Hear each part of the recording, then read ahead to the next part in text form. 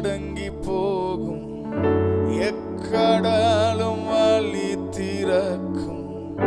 உங்க நாமம் உயர்த்தும் போது கண்மலையும் கரைந்து போகும்.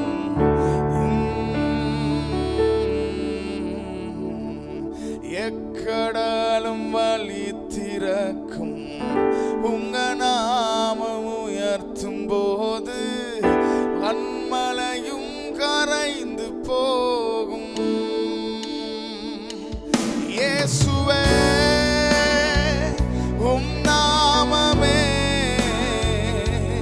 உயரணும். அல்லேலூயா சொல்லலாமா? இயேசுவே உம் நாமமே பெருகணும். அல்லேலூயா உங்க நாமம் உயரணும், என்றும் மேன்மை அடையணும். பாடுவோம் அல்லேலூயா. உங்க நாமம் உயரணும், என்றும் மேன்மை அடையணும். பாடுவோம் அல்லேலூயா. சிறைச்சாலை அடைப்பதில்லை, சிறைச்சாலை அடைப்பதில்லை, சங்கிலிகள் நிரந்தரமில்லை. உங்க நாமம் உயர்த்தும் போது அஸ்திபாரம் நிலைப்பதில்லை. சிறைச்சாலை அடைப்பதில்லை, சங்கிலிகள் நிரந்தரமில்லை. உங்க நாமம் உயர்த்தும் போது அஸ்திபாரம் நிலைப்பதில்லை. இயேசுவே உம் நாமமே உயரணும். அல்லேலூயா. இயேசுவே உம் நாமமே பெருகணும். அல்லேலூயா.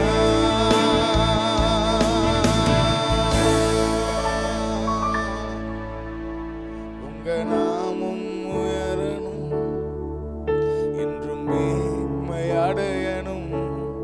பாடுவோம் அல்லேலூயா.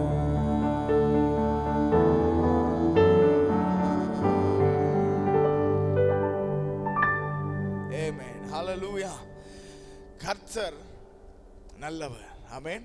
இந்த பாடல்ல நம்ம பாடினோம், சிறைச்சாலை அடைப்பதில்லை, சங்கிலிகள் நிரந்தரம் இல்லை. ஏன் சிறைச்சாலை நம்மை அடைப்பதில்லை, ஏன் சங்கிலிகள் நம்முடைய வாழ்க்கையில் நிரந்தரம் இல்லை அப்படின்னா, அடுத்த வரியில நம்ம பாடினோம், உங்க நாமம் உயர்த்தும் போது. ஹல்லேலூயா.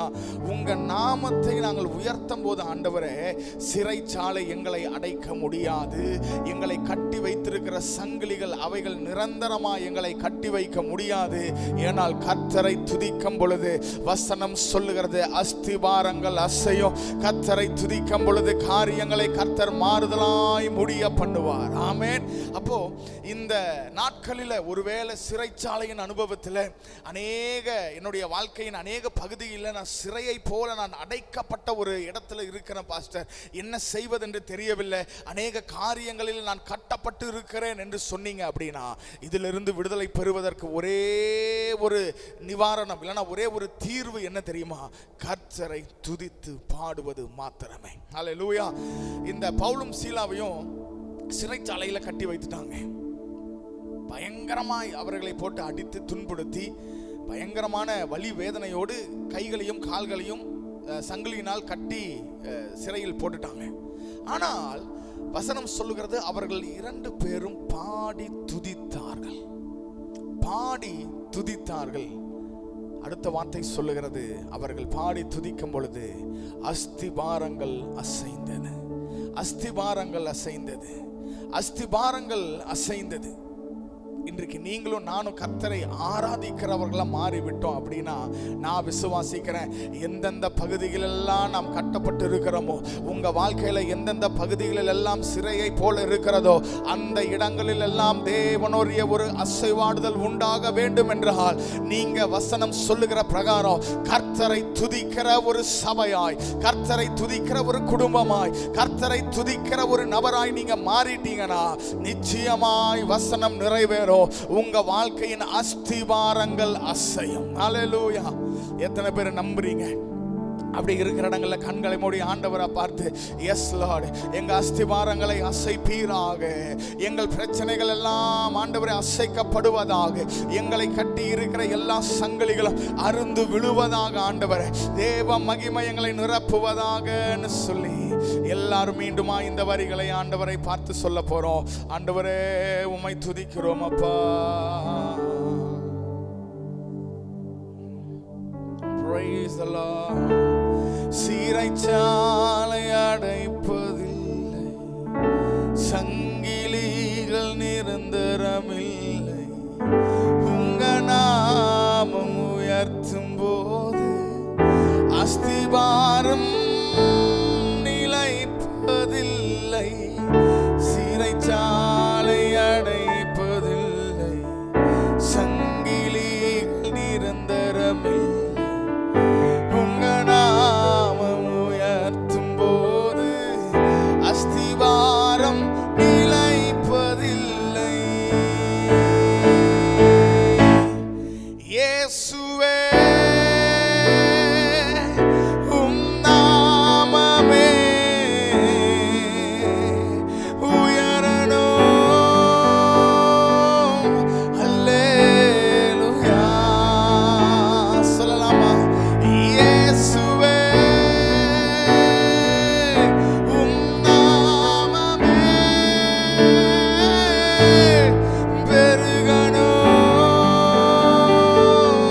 அல்லேலூயா.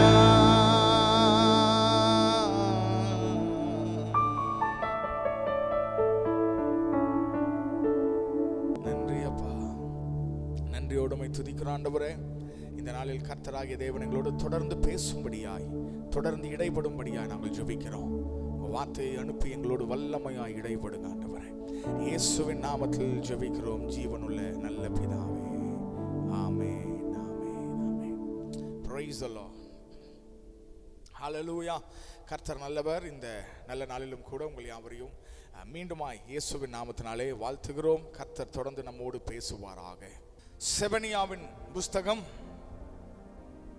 1வது அதிகாரம் 14 வசனங்களிலிருந்து 18 வசனங்கள் வரை,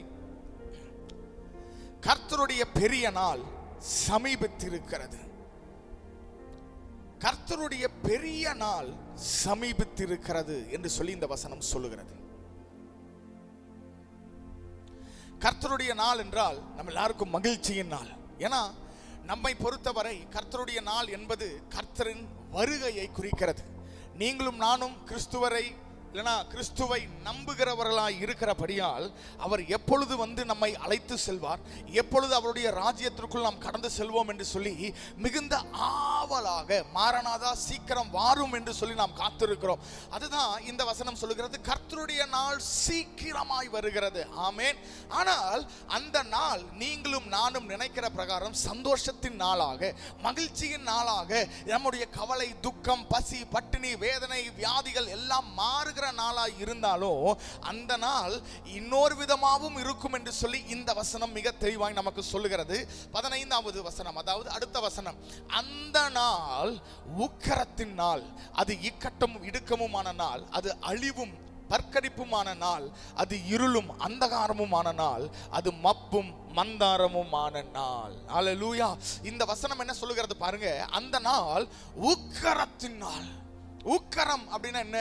கோபம், கோபத்தின் உச்சகட்டம், அதுதான் உக்கரத்தினால். யாருடைய கோபம்? மனுஷனுடைய கோபமா? நோ, கர்த்தருடைய கோபம். கர்த்தருடைய கோபமே எவ்வளவு பயங்கரமா இருக்கும். கோபத்தின் உச்சகட்டமான நாள் என்று சொன்னா அப்ப கர்த்தருடைய நாள், கர்த்தருடைய கோபத்தின் உச்சகட்டத்தை பார்க்கிற ஒரு நாளா இருக்கும் என்று இந்த வசனம் சொல்லுகிறது. அடுத்தது, இது இக்கட்டும் இடுக்கமுமான நாள், அது அழிவும் பற்கடிப்புமான நாள், அது இருளும் அந்தகாரமுமான நாள், அது மப்பும் மந்தாரமுமான நாள். இந்த வசனத்தை வாசிக்கும் போதே நமக்கு பயமா இருக்கு.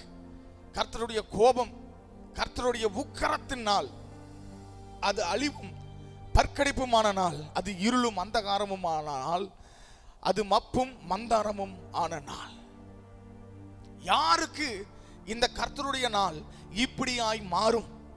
யாருக்கு இந்த நாள் கர்த்தருடைய கோபத்தை சந்திக்கிற, கர்த்தருடைய கோபத்தை எதிர்கொள்ளுகிற ஒரு நாளா இருக்கும் என்று சொல்லிதான் இன்றைக்கு 2 காரியத்தை பரிசுத்த ஆவியானவர் வேதத்தில் இருந்து நம்மோடு பேச போகிறார். ஒருவேளை இந்த 2 காரியத்தில் ஏதாவது ஒரு காரியம் இல்ல 2மே இருக்குங்க ஐயா அப்படின்னு நீங்க சொன்னீங்கன்னா, இன்றைக்கே கர்த்தருடைய சமூகத்தில் நம்ம ஒப்பரவாகி, ஆண்டவர் இந்த காரியத்திலிருந்து என்னை மாற்றுகிற உம்முடைய நாள் அன்றைக்கு நான் சந்தோஷமா இருக்க வேண்டும். அதற்கு பதிலாக வசனம் சொல்லுகிற பிரகாரம் கர்த்தருடைய உக்கிரத்தை, கர்த்தருடைய கோபத்தை பார்க்கிற ஒரு மனிதனாய் அந்த நாளில் நான் நின்றுவிடக் கூடாது ஆண்டவரே. இந்த 2 காரியங்களும் எனக்குள் இருக்கிறதா என்று சொல்லி இன்றைக்கு கொஞ்சம் நம்மை நாமே ஆராய்ந்து பார்க்க போகிறோம். ஆமென். சரி, முதலாவது, எப்படிப்பட்டவர்களுக்கு கர்த்தருடைய நாள் உக்கிரத்தின் நாளா இருக்கும் அப்படின்னா வாசிக்கலாம். 2 ராஜாக்கள் 22வது அதிகாரம் அதோடைய 13வது வசனம். கண்டெடுக்கப்பட்ட இந்த புஸ்தகத்தின் வார்த்தைகளின் நிமித்தம் நீங்கள் போய் எனக்காகவும் ஜனத்திற்காகவும் யூதா அனைவத்திற்காகவும் கர்த்தரிடத்தில் விசாரியுங்கள். நமக்காக எழுதியிருக்கிற எல்லாவற்றையும் படி செய்ய நம்முடைய பிதாக்கள் இந்த புஸ்தகத்தின் வார்த்தைகளுக்கு செவி கொடாமல் போனபடியினால் நம்மேல் பற்றி எரிகிற கர்த்தருடைய உக்கிரம் பெரியது என்றான். இந்த வசனத்தை நீங்க நல்லா கவனிச்சீங்கன்னா முதல் வார்த்தை சொல்லுகிறது, கண்டெடுக்கப்பட்ட இந்த புஸ்தகத்தின் வார்த்தைகளின் நிமித்தம். அல்லேலூயா. கண்டெடுக்கப்பட்ட இந்த புஸ்தகத்தின் வார்த்தைகளின் நிமித்தம் நீங்கள் கர்த்தரிடத்தில் விசாரியுங்கள். ஏன் கர்த்தரிடத்தில் விசாரிக்கணும்? இந்த புஸ்தகத்தில் எழுதப்பட்ட வார்த்தைகளின் படி நம்முடைய முற்பிதாக்கள் நடக்க தவறிவிட்டபடியால் இந்த ராஜா சொல்லுகிறான், நம்மேல் பற்றி எரிந்த கர்த்தருடைய உக்கிரம் பெரியது என்றான். கண்டெடுக்கப்பட்ட புஸ்தகம். அப்படி என்ன புஸ்தகத்தை கண்டெடுத்துட்டாங்க? வேற எதுவும் இல்ல, வேத புஸ்தகம். இஸ்ரவேல் தேசத்துல அநேக நாட்களாய் வேதம் இல்லை. இன்னைக்கு இருக்கிற மாதிரி அந்த நாட்கள்ல நிறைய பிரிண்டட் பைபிள்ஸ் எல்லாம் கிடையாது, எல்லாம் கை பிரதிகள் தான் இருக்கும். அதனால நிறைய காப்பீஸ் கிடையாது. ஆனால் இந்த யோசியா ராஜாவின் நாட்களில பைபிள் இஸ்ரவேல் தேசத்தில் இல்லை. பைபிள் என்றால் அவர்களுடைய நாட்கள்ல தோரா, முதல் 5 புஸ்தகங்கள், மோசே எழுதின 5 ஆகமங்கள், அந்த புஸ்தகத்தை காணல. அந்த புஸ்தகம் காணாம போயிருச்சு. ஆனால் ஒரு சில நாட்கள் கழித்து தேவாலயத்தில் அவங்க ஏதோ ஒரு காரியத்தை கிளீன் பண்ணுவதற்கு இல்லைன்னா ஏதோ ஒரு காரியத்தை தேடும் போது பார்த்தீங்கன்னா அந்த தோரா என்கிற அந்த வேத புஸ்தகம் இவர்கள் கண்டெடுத்தார்கள். அதைத்தான் நீங்க சொல்லுகிறார், கண்டெடுக்கப்பட்ட இந்த புஸ்தகத்தின் வார்த்தைகளின் நிமித்தம். ஹல்லேலூயா. அப்போ கண்டெடுக்கப்பட்ட இந்த புஸ்தகம் அப்படின்னு என்ன அர்த்தம்? இந்த தேசத்தில் இந்த புஸ்தகம் துளைந்து போய்விட்டது. இந்த தேசத்தில் வேதாகமம் என்கிற இந்த பைபிள் காணாமல் போய்விட்டது. அதை தேட வேண்டுமே என்று சொல்லி ஜனங்களுக்கும் அக்கறை இல்லை.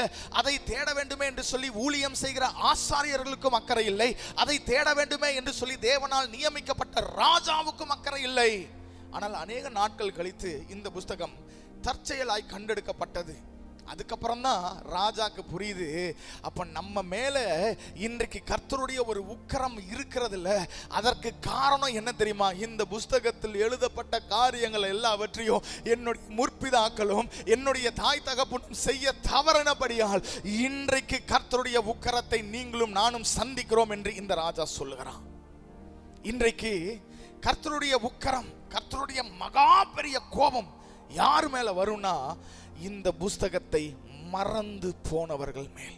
நீங்களும் நானும் ஒருவேளை சொல்லலாம், இல்லையே இந்த புஸ்தகத்தை நாங்கள் மறக்கலையே, வீட்டில் எங்கே வச்சிருக்கோன்னு தெரியும், அது எப்படி இருக்குன்னு எங்களுக்கு தெரியும், அதை நாங்கள் வாசிக்கிறோம், எல்லாம் பண்ணுறோமே அப்படின்னு நீங்கள் சொல்லலாம். நோ, வசனம் சொல்லுகிறது, வசனத்தை கை கொள்ளுகிறவன், வசனத்தை கை கொள்ளுகிறவன் மேலதான் அந்த வார்த்தையின் ஆசீர்வாதங்களும் கர்த்தருடைய நன்மையும் உண்டாகும் என்பதை நாம் அறிந்து கொள்ள வேண்டும். ஹல்லேலூயா. இந்த கடைசி நாட்கள்ல பார்த்தீங்கன்னா ஆராதனைக்கு, பாடல்களுக்கு சபையில இசைக்கு அதிகமான முக்கியத்துவமும் தேவனுடைய வார்த்தைக்கு கொஞ்ச நேரம் மாத்திரம்தான் ஜனங்களுக்கு பொறுமை இருக்குது என்பதை நீங்களும் நானும் பார்க்க முடிகிறது. வர்ஷிப் 1 மணி நேரம் 2 மணி நேரம் போனாலும் ஜனங்களுக்கு போர் அடிக்கிறது இல்லை. ஆனால் ஒரு செய்தி பாஸ்டர் வந்து ஒரு ஹாஃப் அன் ஹவர் இல்லை ஒரு 45 மினிட்ஸ் பேசிட்டாரு அப்படின்னா, என்ன பாஸ்டர் வளவலன்னு பேசிட்டு இருக்கிறாரு, இவ்வளோ நேரம் பேசிட்டு இருக்கிறாரு அப்படின்னு சொல்லி எல்லாருக்கும் போர் அடிக்க ஆரம்பிச்சிருது. அதைத்தான் கடைசி காலத்துல வசனத்திற்கு பஞ்சம் உண்டாகும். பைபிள் இருக்கிறது, மொபைல்ல பைபிள் இருக்கு, லேப்டாப்ல இருக்கு, ஐபேட்ல இருக்கு, கையில பிரிண்டட் பைபிள் இருக்கு. ஆனாலும் ஜனங்களுடைய இருதயத்துல வேதத்தை குறித்ததான ஒரு வைராக்கியமோ வேதத்தின்படி நடக்க வேண்டும் என்கிற ஒரு உணர்வோ கடைசி நாட்களில் இன்னைக்கு இல்லாத படிக்கு இன்றைக்கு ஒரு மோசமான காலகட்டத்தில் இருக்கிறோம். அதனாலதான் வசனம் சொல்லுகிறது, இந்த வசனத்தின்படி எங்கள் முற்பிதாக்கள் நடக்க தவறினார்கள், ஆதலால் கர்த்தருடைய உக்கிரமும் எங்கள் மேல் பெரியதாய் இருக்கிறது என்று சொல்லி இந்த ராஜா சொல்லுகிறான். அல்லேலூயா. இந்த 26வது ஆண்டுக்குள்ள நம்ம பிரவேசிக்க போறோம். இந்த ஆண்டு உங்களுக்கும் எனக்கும் ஆசீர்வாதமா இருக்க வேண்டும். இந்த ஆண்டு உங்களுக்கு எனக்கும் நன்மையா இருக்கணும், பெருக்கத்தின் ஒரு ஆண்டா இருக்கணும். தேவனுடைய நன்மைகளை ருசி பார்க்கிற, தேவனுடைய வாக்குத்தத்தங்களை நிறைவேற்றுகிற ஒரு ஆண்டா இருக்க வேண்டும் என்று சொல்லி நாம் விரும்புகிறோம். ஆனால் அதற்கு கர்த்தர் நம்மிடத்தில் விரும்புகிற ஒரு காரியம் என்னன்னா, வேதத்திற்கு மீண்டும் திரும்புவோம். Come back to the Bible. வேதத்திற்கு திரும்பி வாங்க, வேதத்தை வாசிக்க ஆரம்பிங்க, வேதத்தை நேசிக்க ஆரம்பிங்க, வேதத்தின்படி வாழ ஆரம்பிங்க, வேதத்தோடு பேசுங்க, வேதம் உங்களோடு பேசும். வேதம் தேவனுடைய வார்த்தையாய் இருக்கிறது. ஏன் வேதத்தை குறித்து இவ்வளவு கர்த்தர் கரிசனை உள்ளவராய், இல்லனா அவ்வளவு முக்கியத்துவம் படுத்துகிறார் அப்படின்னா, இந்த உலகத்தில் எவ்வளவோ புஸ்தகங்கள் எழுதப்பட்டிருக்கிறது, ஆனா எந்த புஸ்தகமும் பேசாது பாருங்க. நம்மோடு பேசுகிற ஒரே ஒரு புஸ்தகம் அது வேதம் மாத்திரம்தான். நம்மை ஆறுதல் படுத்துகிற ஒரே புஸ்தகம் வேதாகமம். நமக்கு தேறுதலாய், நமக்கு ஆறுதலாய் இருக்கிற ஒரே புஸ்தகம், நம்முடைய கண்ணீரை துடைக்கிற ஒரே புஸ்தகம், நம்மை திட்டுகிற, நமக்கு ஆறுதல் சொல்லுகிற, நம்மை அரவணைக்கிற, நமக்கு ஒரு கம்ஃபர்ட்டா இருக்கிற ஒரே ஒரு புஸ்தகம். சிம்பிளா சொல்லணும்னா, நம்மோடு பேசுகிற ஒரே ஒரு புஸ்தகம், the only book that talks to each and every person that reads it is the Bible. வேதம் மாத்திரம் தான் பேசுகிற ஒரு புஸ்தகம். அல்லேலூயா. ஏன் வேதம் பேசுகிறது? அது ஏதாவது மேஜிக் இருக்கா, இல்லை அதுல ஏதாவது வேற ஏதாவது இருக்கானா? இல்லை, அதை எழுதினவர் இன்றைக்கும் உயிரோடு இருக்கிறார். மற்ற புஸ்தகங்கள் எல்லாம் பேசுறது இல்லை. ஏன்? எழுதினவங்க செத்து போயிட்டாங்க, மரித்து போய் விட்டார்கள். ஆனால் வேதாகமம் இன்னைக்கும் உங்களோட என்னோடும் நம்மளுடைய லைஃப் சிச்சுவேஷன்ஸோட பேசுகிறதற்கு காரணம் என்னன்னா, அந்த வேதத்தை எழுதினவர் he still alive. அவர் இன்றைக்கும் உயிரோடு இருக்கிறபடியால் அவருடைய வார்த்தை உங்களோடும் என்னோடும் பேசிக்கொண்டிருக்கிறது என்பதை நீங்களும் நானும் புரிந்திருக்கிறோம். அல்லேலூயா. கர்த்தர் நல்லவர். ஆமென். அப்போ இந்த வேதத்தை நாம் மறந்தால் என்ன நடக்கும்னு சொல்லி ஆண்டவர் சொல்லுகிறார். வாசிக்கலாம். ஓசியா 4வது அதிகாரம் 6வது வசனம். என் ஜனங்கள் அறிவில்லாமையினால் சங்காரமாகிறார்கள். கர்த்தர் சொல்றார், என்னுடைய ஜனங்கள், நான் மீட்டெடுத்த ஜனங்கள், என்னுடைய சபைக்குள் இருக்கிற ஜனங்கள் அறிவில்லாமையால் சங்காரமாகிறார்கள். என்ன ஆண்டவரே, உங்க ஜனங்கிறீங்க, நீங்க மீட்டெடுத்த உம்முடைய ரத்தத்தினால் கழுவப்பட்ட ஜனம், அவங்களுக்கு எப்படி அறிவில்லாம போச்சு? அறிவில்லாமல் போகிற அளவிற்கு அவர்கள் என்ன தவறை செய்தார்கள் அப்படின்னா, அதற்கு கீழேயே ஆண்டவர் அதுக்கு பதில் சொல்லுகிறார், நீ உன் தேவனுடைய வேதத்தை மறந்தாய், ஆகையால் நானும் உன் பிள்ளைகளை மறந்து விடுவேன். அப்போ இவர்கள் அறிவில்லாமல் செய்த காரியம் என்ன தெரியுமா? வேதத்தை மறந்து போனார்கள். வேதத்தை மறந்து போனார்கள். தேவன் நமக்கென்று சொல்லி எழுதி கொடுத்த, நம்மோடு பேச வேண்டும் என்று சொல்லி ஒரு லவ் லெட்டரை போல எழுதி கொடுக்கப்பட்ட இந்த வேதத்தை இந்த கிறிஸ்துவர்கள் மறந்து போனார்கள். அதனால அவர்களுக்கு அறிவில்லை வசனம் சொல்லுகிறது. ஆனா அதற்கு கீழே ஆண்டவர் ஒரு காரியத்தை சொல்லுறார் பாருங்க. நீ உன் தேவனுடைய வேதத்தை மறந்தாய், ஆகையால் நானும் உன் பிள்ளைகளை மறந்து விடுவேன். இன்னைக்கு அநேகருடைய பிள்ளைகளால வீட்டில் அவ்வளோ பிரச்சனை, போராட்டங்கள். வாலிப பிள்ளைகளை எப்படி வளர்த்துவது, அவங்களை எப்படி சரியா இந்த பாவமான உலகத்தில் என்ன பண்ணுவதுன்னே தெரியல. எவ்வளவோ சொன்னாலும் கேட்க மாட்டேங்கிறான் பிரதர், பாஸ்டர் அப்படின்னீங்கன்னா, கர்த்தருடைய வார்த்தை சொல்லுகிறது, நீ வேதத்தை மறந்தாய், ஆதலால் நான் உன் பிள்ளைகளை மறந்தேன். இது உங்களை பயப்படுத்தும்படியாய், உங்களை அப்படியே இது பண்ணணும் அப்படிங்கிறது நோக்கம் அல்ல. ஆனா கர்த்தர் அந்த அளவுக்கு வேதத்தை நீங்களும் நானும் வாசிக்கணும், தியானிக்கணும் என்று சொல்லி விரும்புகிறார். இந்த நாளில் ஆண்டவரை பார்த்து கண்களை மூடி ஒரே ஒரு நிமிஷம் ஆண்டவரை பார்த்து சொல்லுங்க, ஆண்டவரே 2026 ஆண்டுல ஆண்டவரே உங்க வேதத்தை ஆண்டவரே ரைட் ஃப்ரம் பிகினிங், ஆதி ஆகமத்திலிருந்து வெளிப்படுத்தின விசேஷம் வரைக்கும் ஒரு வருஷத்துல நான் வாசித்து முடிப்பேன் ஆண்டவரே, வாசித்து முடிப்பேன்னு சொல்லி இன்னைக்கு ஒரு தீர்மானம் எடுங்க. ஆண்டவரை பார்த்து சொல்லுங்க, ஆண்டவரே உங்க வேதத்தை நான் ஒரு முறையாவது ஆண்டவரே அடுத்த ஆண்டுல, ஏன்னா இன்னும் கொஞ்ச நாள்ல அடுத்த ஆண்டுக்குள்ள பிரவேசிக்க போறோம். ஆனால் எவ்வளவோ வருஷம் தீர்மானத்தை எடுத்து அதில் தவறி இருக்கலாம். ஆனால் கர்த்தர் இன்றைக்கு மிக தெளிவாய் சொல்லுகிறார், கர்த்தருடைய நாள் அன்றைக்கு நீங்க சந்தோஷமா பரலோகத்துக்கு போகணும்னா நீங்க கர்த்தருடைய உக்கரத்தின் நாளாய் அதை பார்க்க கூடாது. அதற்கு பதிலாக கர்த்தருக்கு பிரியமுள்ளவர்களாய் வாழணும். எப்படி வாழ்றது? அவருடைய வார்த்தையை நீங்கள் கனப்படுத்த வேண்டும், அவருடைய வார்த்தையை நீங்க வாசிக்கணும். ஆண்டவரே இந்த 2026 வருஷத்துல ஒரு தடவையாவது நான் வேதத்தை முழுவதுமா நான் வாசிச்சு முடிச்சிருவேன். இன்னைக்கு அநேக கிறிஸ்துவர்கள் இருக்கிறார்கள், ஒரு தடவை கூட பைபிளை ஃபுல்லா வாசிக்காத, ஒரு தடவை கூட ஆதி ஆகமத்திலிருந்து வெளிப்படுத்தின விசேஷம் வரைக்கும் ஃபுல்லா வாசிக்காத அநேக கிறிஸ்துவர்கள் இருக்கிறார்கள். எனக்கு அப்படிப்பட்டவர்களை பார்த்தா ஆச்சரியமா இருக்கும். கேட்டா 10 வருஷம் நான் சர்ச்சுக்கு போறேன், 15 வருஷமா நான் சர்ச்சுக்கு போறேன், என்ன பிரயோஜனம்? கர்த்தரோடு பேசாத ஒரு வாழ்க்கை, கர்த்தர் உங்களோடு என்ன பேசுறாருன்னு சொல்லி தெரிஞ்சுக்க விரும்பாத அப்படி ஒரு வாழ்க்கை என்னத்துக்கு வாழ வேண்டும்? அல்லேலூயா. இன்றைக்கு ஒரு தீர்மானம் எடுங்க, ஆண்டவரே ஒரு தடவை நான் ஃபுல்லா வாசிச்சு முடிச்சிருவேன் ஆண்டவரே. ஸோ கர்த்தருடைய நாள், உக்கரத்தின் நாள் யாருக்குன்னா வேதத்தை மறந்தவர்களுக்கு. ஒருவேளை இந்த 2025 வேதத்தை மறந்தவர்களாய் அநேக நாட்கள் வேதத்தை வாசிக்காம மறந்து அப்படியே போயிருக்கலாம். ஆனால் இந்த புதிய ஆண்டுக்குள்ள போகும்போது தீர்மானம் எடுங்க, ஆண்டவரே டெய்லியும் நான் வேதத்தை வாசிக்காம நான் என் வேலைகளை ஆரம்பிக்க மாட்டேன், வேதத்தை ஃபுல்லா நான் வாசிச்சு முடிப்பேன். ஏன்னா ராஜா யோசியா சொல்றாரு, இந்த வார்த்தையின்படி நடக்க தவறின எங்கள் முற்பிதாக்களின் நிமித்தம் எங்கள் மேல் பற்றி எரிகிற தேவனுடைய உக்கரம் பெரியது. ஸோ உங்க வாழ்க்கையில அடுத்த ஆண்டு தேவனுடைய கோபம் வரக்கூடாதுன்னா நீங்க வேதத்தை வாசிக்கணும். உங்க பிள்ளைகளை கர்த்தர் மறந்து விடாமல், உங்கள் பிள்ளைகள் மேல், உங்கள் சந்ததி மேல் கர்த்தர் நினைவுள்ளவராய், கரிசனை உள்ளவராய் இருக்கணும்னா நீங்க வேதத்தை வாசிக்கணும். பைபிள்ல இருக்கிற வசனத்தை தான் நாம் பேசிக்கொண்டு இருக்கிறோம். அல்லேலூயா. ஸோ கர்த்தர் உங்களை உற்சாகப்படுத்துகிறார், வேதத்தை எடுங்க, வேதத்தை நேசிக்க ஆரம்பிங்க, நிறைய பைபிள் ஸ்டடீஸை பாருங்க, நிறைய காரியங்களை அறிந்து கொள்ள கொஞ்சம் பிரயாசப்படுங்க. கர்த்தர் 2026 ஆண்டுல வேதத்தின் படியே உங்களை ஆசீர்வதிப்பாராக. இரண்டாவது, யார் மேல கர்த்தருடைய உக்கரம் வரும், யார் மேல கர்த்தருடைய கோபம் வரும் அப்படின்னா 2 ராஜாக்கள் 22 அதிகாரம் 17 வசனம். அவர்கள் என்னை விட்டு தங்கள் கைகளின் கிரியை எல்லாவற்றிலும் எனக்கு கோபம் உண்டாக்க வேறே தேவர்களுக்கு தூபம் காட்டினபடியால் என் உக்கிரம் இந்த ஸ்தலத்தின் மேல் பற்றி எரியும்.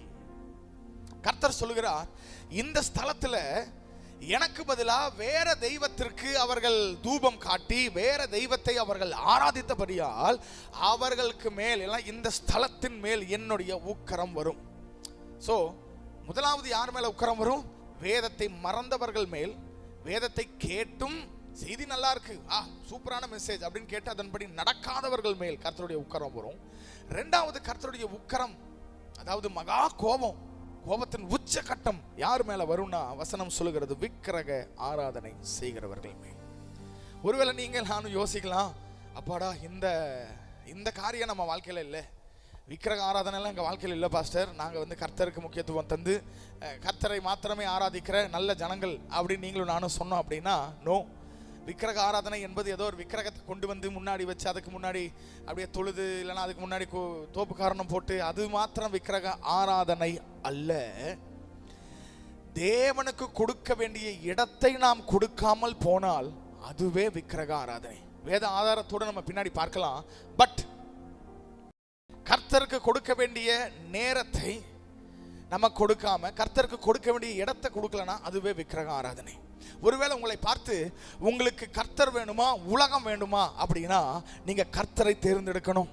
கர்த்தர் வேணுமா குடும்பம் வேண்டுமானா கர்த்தரை தேர்ந்தெடுக்கணும். கர்த்தர் வேண்டுமா இல்லை உங்க உயிர் முக்கியமா அப்படின்னா கர்த்தர் தான் எனக்கு முக்கியம். கர்த்தர் வேண்டுமா, பணம் வேண்டுமானா கர்த்தர் தான் முக்கியம். கர்த்தர் வேண்டுமா, பாவம் வேண்டுமா அப்படின்னா கர்த்தர் தான் முக்கியம். கர்த்தர் வேண்டுமா இல்லை இந்த உலகத்தின் சிற்றின்பங்கள் வேணுமா அப்படின்னா கர்த்தர் தான் முக்கியம் அப்படின்னு சொல்லுகிறது தான் விக்கிரக ஆராதனை இல்லாமல் கர்த்தரை முழு இருதயத்தோடு ஆராதிப்பது.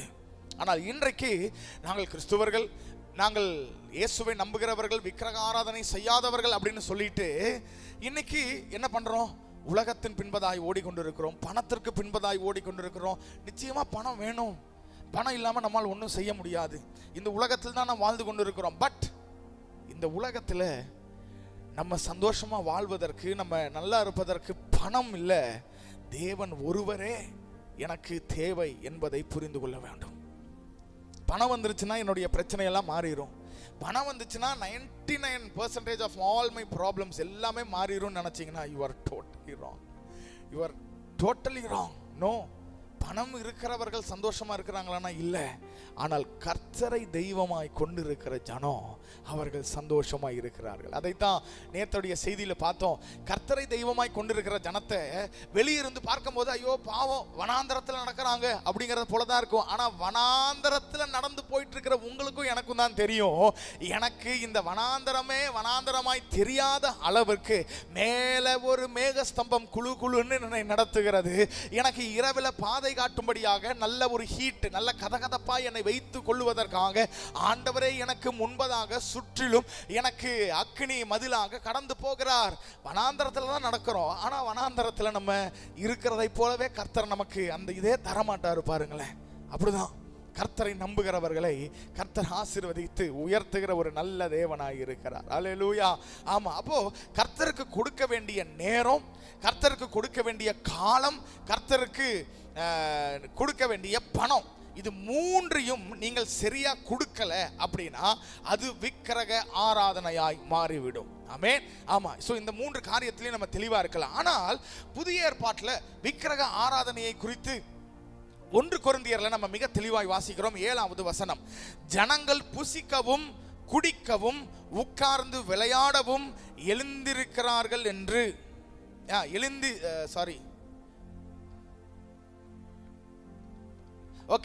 எழுந்திருந்தார்கள் என்று எழுதி இருக்கிறபடி அவர்களில் சிலர் விக்கிரக ஆராதனைக்காரர்களாக ஆனது போல நீங்களும் ஆகாதிருங்கள். அப்போ அவர்களில் சிலர் விக்கிரக ஆராதனைக்காரர்களா மாறிட்டாங்க. எவர்களில் சிலர் யார் தெரியுமா? அந்த கூட்டம் ஜனங்கள் புசிக்கவும் குடிக்கவும் உட்கார்ந்து விளையாடவும் அப்படின்னு சொல்லி 3 காரியங்கள் இருக்கிறது. சோ புசிக்கவும் குடிக்கவும் விளையாடவும் அப்படிங்கிற 3 காரியம் இருக்கிறது. சோ 3 காரியங்கள் எழுதப்பட்டிருக்கிறது. ஜனங்கள் புசிக்கவும் குடிக்கவும் உட்கார்ந்து விளையாடவும். இவர்கள் எல்லாரும் தான் விக்கிரக ஆராதனைக்காரர்களாய் மாறி போனார்கள் என்று சொல்லி வசனம் சொல்லுகிறது. இன்றைக்கு இந்த உலகத்தில் முக்கியமாய் செய்கிற ஒரு காரியம் என்னன்னா, புசிக்கிறார்கள், குடிக்கிறார்கள், விளையாடுகிறார்கள். யாரையாவது ஒரு வாலிபனை கூப்பிட்டு, அப்பா வாழ்க்கையில உனக்கு என்ன லட்சியம், உனக்கு என்ன செய்யணும் அப்படின்னா ரொம்ப சந்தோஷமா ஜாலியா இருக்கணுங்க. வேலைக்கெல்லாம் யாரு போறது? ஆமா, அப்படியே கஷ்டப்படாத ஒரு வேலை, அப்படியே நோகாமல் அப்படியே காசு சம்பாதிக்கிற மாதிரி ஏதாவது ஒரு வேலை, அப்படிதான் இன்றைக்கு இருக்கிறார்களே ஒழிய ஏதாவது ஒரு பர்பஸோட ஒரு நோக்கத்தோட ஓடுகிறார்களா அப்படின்னா இல்லை. இவங்களுடைய நோக்கம் எல்லாம், இவங்க வாழ்வதற்கான நோக்கமே என்னன்னா, நல்லா புசிக்கணும், நல்லா குடிக்கணும். அடுத்தது குடிக்கணும்னா தவறான மதுபானம் அப்படி இல்லை, நல்லா அது இதுன்னு வித்தியாசமா நல்லா ஃபுட்டி அப்படின்னு சொல்லுவாங்களே, அவங்களை குறித்து நான் சொல்லுகிறேன். அடுத்தது உட்கார்ந்து விளையாடணும், அவ்வளவுதான். லைஃபை குறித்து ஒரு சீரியஸ்னஸ் கிடையாது, ஃபியூச்சரை குறித்து ஒரு பயம் கிடையாது. தேவனை குறித்து இன்றைக்கு பயம் இல்லாத ஒரு சமுதாயத்தில் தான் நாம் இன்னைக்கு வளர்ந்து கொண்டிருக்கிறோம். நம்முடைய பிள்ளைகளும் வளர்ந்து கொண்டிருக்கிறார்கள். ஹல்லேலூயா. ஆமா, அப்போ இந்த நாட்கள் எப்படிப்பட்ட நாட்கள்? புசிக்கணும், குடிக்கணும், விளையாடணும், அவ்வளவுதான். வாழ்க்கையில வேற ஒண்ணுமே கிடையாது. இவர்கள் தான் பின்னாட்களில வசனம் சொல்லுகிறது, அவர்களை போல நீங்களும் விக்கிரக ஆராதனைக்காரர்களாய் மாறி விடாதீர்கள். அப்போ விக்கிரக ஆராதனை அப்படின்னா என்னன்னா, லைஃப்ல எந்த பர்பஸுமே இல்லாம ஜாலியா இருக்கணும், என்ஜாய் பண்ணணும் லைஃபை. இதுக்கு தான் நான் வாழ்றேன். லைஃப்ல எல்லாத்தையும் பார்த்துறணும், எல்லாத்தையும் அனுபவிச்சிடணும், எல்லா சந்தோஷத்தையும் பார்த்துடணும். அது விக்கிரக ஆராதனை. இன்னைக்கு நம்முடைய பிள்ளைகளை பார்த்து நகையை பத்திரமா வச்சுக்கோ, செல்லு வாங்கி கொடுக்குறோம் அப்படின்னா செல்லை பத்திரமா வச்சுக்கோ, உடச்சிடாத அப்படி இப்படின்னு சொல்றோமே. நம்முடைய பிள்ளைகளை பார்த்து நேரத்தை துளைத்து விடாத, நேரத்தை தொலைச்சிட்டனா திரும்ப கிடைக்காது என்று சொல்லுகிறோமா? இன்னைக்கு நாமே நிறைய நேரத்தில் பாருங்க, உட்கார்ந்து வேதத்தை வாசிக்கலாம், தியானிக்கலாம், இல்லை கர்த்தருடைய காரியங்கள், இல்லை சபைக்கு போய் சபையில் ஏதாவது ஹெல்ப் பண்ணலாம், ஏதாவது ஊழியம் பண்ணலாம், ஏதாவது ஒன்று கர்த்தருக்கு என்று சொல்லி, கர்த்தருடைய ராஜ்யத்துக்கு என்று சொல்லி ஏதாவது ஒன்று பண்ணலாம். ஆனால் மணிக்கணக்கா இன்னைக்கு கிறிஸ்துவர்கள் உட்கார்ந்து ரீல்ஸையும் யூடியூப்ல உட்கார்ந்து கண்ட வீடியோஸையும், அதாவது நியூஸ், மற்ற காரியங்கள், பாலிடிக்ஸ், அதிலெல்லாம் நேரத்தை செலவிடுகிறவர்களாக இன்னைக்கு மாறிவிட்டோம். கர்த்தர் எதிர்பார்க்கிறது என்னன்னா, 2026வது ஆண்டுல நான் எதற்காக வாழுகிறேன், நான் எதற்காக வேலைக்கு போறேன், நான் எதற்காக சபைக்கு போறேன், எதை செய்தாலும் இந்த கேள்வி உங்களுக்கு எனக்கு வரணும். விளையாட போறேன்னா நான் எதற்காக விளையாட போறேன், ஒரு இடத்துல சாப்பிட போறேன்னா நான் எதற்காக சாப்பிட போறேன், எதை செஞ்சாலும் நான் இதை எதற்கு செய்யறேன் அப்படிங்கிற ஒரு கேள்வி உங்களுக்கு முன்னாடி வரணும். சும்மா அப்படிங்கிற பதில் மட்டும் தயவு செஞ்சு சொல்லாதீங்க. எதற்கு போற, சும்மா போறேன், எங்க வந்த, சும்மா வந்த, நோ. எதை செய்தாலும் ஒரு பர்பஸோட செய்ய கர்த்தர் நமக்கு பலன் தருவாராக. அடுத்தது இந்த எரேமியா 2வது அதிகாரம் 6வது வசனத்தில் ஆண்டவர் ஒரு வார்த்தையை சொல்லுகிறார். என்னை விட்டு தூரப்பட்டு மாயையை பின்பற்றி வீணராய் போனதற்கு என்னிடத்தில் என்ன அநியாயத்தை கண்டீர்கள். ஆண்டவர் என்ன சொல்றாரு, இந்த என்னை விட்டு தூரமா போய் மாயையை பின்பற்றுகிறீர்களே, அதனால வீணராய் போய் விட்டீர்களே, என்னிடத்தில் என்ன அநியாயத்தை கண்டீர்கள் என்று சொல்லி ஆண்டவர் நம்மை பார்த்து ஒரு கேள்வி கேட்கிறார். நல்லா கவனிங்க, இது வெறும் வசனம் அல்ல, இது தேவனுடைய ஒரு அங்கலாய்ப்பு, தேவனுடைய இருதயத்தில் இருக்கிற ஒரு வேதனை. நான் அந்த வசனத்தை மீண்டும் வாசிக்கிறேன். எரேமியா 2:6. என்னை விட்டு தூரப்பட்டு மாயையை பின்பற்றி வீணராய் போகிறதற்கு என்னிடத்தில் என்ன அநியாயத்தை கண்டார்கள். ஆண்டவருக்கே இப்ப கேள்வி வந்துருச்சு, என்கிட்ட தான் அநியாயம் இருக்கா? நான் என்னுடைய ஜனத்தை இவ்வளோ நல்லா நடத்தி இருக்கிறேன், ஆனா என்னிடத்துல ஏதாவது அநியாயத்தை அவங்க கண்டாங்களா? அவங்களுக்கு ஏதாவது நான் அநீதி செஞ்சிருக்கேன்னா, அவங்களை ஏதாவது கைவிட்டுட்டேனா? அவங்க ஏன் என்னை விட்டு தூரப்பட்டு போனார்கள்? இந்த வீணான காரியத்தை, மாயையான காரியத்தை ஏன் பின்பற்றுகிறார்கள்? எனக்கு ஏன் அவங்க உண்மையா இல்லை என்று சொல்லி கர்த்தருடைய அங்கலாய்ப்பு. கர்த்தர் கேட்கிறார் பாருங்க, என்னிடத்தில் என்ன அநியாயத்தை கண்டார்கள்? இஸ்ரவேல் ஜனங்களை பார்த்து கேட்கிறார், என்னிடத்தில் என்ன அநியாயத்தை கண்டார்கள்? ஆண்டவருடைய இருதயத்தில் உங்களை குறித்து, என்னை குறித்து எவ்வளவு வேதனை இருந்துச்சுன்னா, நான் உங்களை அழைத்ததே நல்லா வாழணும், நீங்க சந்தோஷமா இருக்கணும், வியாதி இல்லாம, மற்ற ஜனங்களுக்கு முன்பதாக ஒரு குடும்பத்தோடு கர்த்தர் இருந்தால் அந்த குடும்பம் எப்படி இருக்கும் அப்படின்னு இந்த உலகத்திற்கு காட்டுவதற்காக அப்படிப்பட்ட சாட்சி உள்ள வாழ்க்கையை வாழும்படியாக தான் பழைய ஏற்பாட்டில் இஸ்ரவேல் ஜனங்களையும் புதிய ஏற்பாட்டில் உங்களையும் என்னையும் தேர்ந்தெடுத்திருக்கிறார். ஆனால் எந்த ஜனத்திற்கு முன்பதாக கர்த்தருக்கு சாட்சியாய் தலை நிமிர்ந்து வாழ வேண்டுமோ அதே ஜனத்திற்கு முன்பதாக கர்த்தருடைய நாமத்தை தூஷிக்கிற ஜனமாய், கர்த்தருடைய நாமத்திற்கு களங்கத்தை கொண்டு வருகிற ஜனமாய் இருக்கிறோம். அதனாலதான் ஆண்டவர் கேட்கிறார், என்னை விட்டு தூரப்பட்டு மாயையை பின்பற்றி வீணராய் போகிறதற்கு என்னிடத்தில் என்ன அநியாயத்தை கண்டார்கள்? என்னிடத்தில் என்ன அநியாயத்தை கண்டார்கள்? கர்த்தர் இந்த வார்த்தையை பார்த்தீங்க அப்படின்னா நம்ம கிட்ட கெஞ்சற மாதிரி இருக்கட்டே, என்னிடத்தில் என்ன அநியாயத்தை கண்ட? நீ ஜெபம் பண்ண மாட்டேற, வேதம் வாசிக்க மாட்டேங்கிற, வேதம் வாசின்னு உங்ககிட்ட நான் கெஞ்ச வேண்டியதா இருக்கு, ஜெபம் பண்ண மாட்டேங்கிறியேன்னு சொல்லி ஆண்டவர் அவ்வளோ அங்கலாய்ப்பு படுறாரு. அதனால தான் கேட்கிறாரு, நான் உனக்கு என்ன அநியாயத்தை கண்டேன்? 430 ஆண்டுகள் நீ எகிப்து தேசத்தில் அடிமையா இருக்கும் போது நீ கேட்காமையே உன்னை தேடி வந்து உன்னை விடுதலையாக்கி வெளியே கொண்டு வந்தேன், அது அநியாயமா? நான் சாக வேண்டும் என்று சொல்லி செங்கடலுக்கு முன்பதாய் நின்று நீ சாவை விரும்பின போது நீ சாக மாட்டடா, நான் உன்னை வாழ வைப்பேன், நான் உன்னை பிழைக்க வைப்பேன் என்று சொல்லி எல்லா தடைகளையும் மாற்றி உன்னை அந்த செங்கடலை தாண்ட வைத்தனே, அது அநியாயமா? பகலில் மேக ஸ்தம்பமாய் இரவில் அக்னி ஸ்தம்பமாய் நடக்க முடியாத இந்த வனாந்தரத்தில் நான் உன் கூடயே நானும் 40 வருஷமா நான் கூட நடந்து வந்தனே, அதுல என்ன அநியாயத்தை கண்டாய்? இரவில் அக்னி ஸ்தம்பமாய் உனக்கு வெளிச்சத்தை காண்பிக்க, உனக்கு பாதையை காண்பிக்க ஆண்டு முழுவதும் நான் உனக்கு முன்பதாய் கடந்து சென்றனே, அதுல என்ன அநியாயத்தை கண்டாய்? சாப்பிடுவதற்கு என்ன செய்வோம், குடிப்பதற்கு என்ன குடிப்போம்னு சொல்லி நீ யோசிக்கும் போதெல்லாம், நீ யோசிக்கிறதுக்கு முன்பதாகவே வானத்திலிருந்து மன்னாவை பொழிந்து, உனக்கு தாகம் எடுப்பதற்கு முன்பதாகவே கண்மலையிலிருந்து உனக்கு தண்ணீரை கொடுத்தன. அதுல என்ன அநியாயத்தை கண்டாய்? கர்த்தர் இன்றைக்கு நம்மை பார்த்து தான் கேட்கிறார், என்ன அநியாயத்தை கண்டாய்? என்ன அநியாயத்தை கண்டாய்? ஆண்டவரை பார்த்து இன்னைக்கு ஆண்டவரை பார்த்து கண்களை மூடி சொல்லுங்க, ஆண்டவரே, நீங்க நல்லவர் தான், நாங்க தான் நிறைய நேரத்தில் தவறிட்டோம், நாங்க தான் நிறைய நேரத்தில் தவறிட்டோம். ஆண்டவரே, நீங்க நல்லவர் தான். இந்த உலகத்தில் நம்மை நன்றாய் பிறக்க வைத்து, நல்ல ஒரு குடும்பத்தை கொடுத்து, நல்ல எஜுகேஷனை கொடுத்து, நல்ல ஆரோக்கியத்தை கொடுத்து, நல்ல வேலையை கொடுத்து, அநேக விபத்துகளிலிருந்து ஆபத்துகளிலிருந்து நம்மளை பாதுகாத்து கர்த்தர் நம்மை வைத்திருக்கிறார். இதுல என்ன அநியாயத்தை கண்டோம்? நத்திங். நாங்க தான் ஆண்டவரே அநியாயம் பண்றோம், நாங்க தான் அநியாயம் பண்றோம். உம்மிடத்தில் எந்த அநியாயமும் இல்லப்பா, உம்மிடத்தில் எந்த குறையும் இல்லை. ஆண்டவரே, எங்களை மன்னிப்பீராக, எங்களை மன்னிப்பீராக, எங்களை மன்னிப்பீராக, எங்களை ஏற்றுக்கொள்வீராக. ஆண்டவரே, ஆண்டவரை பார்த்து சொல்லுங்க, இல்லப்பா, இல்ல ஆண்டவரே.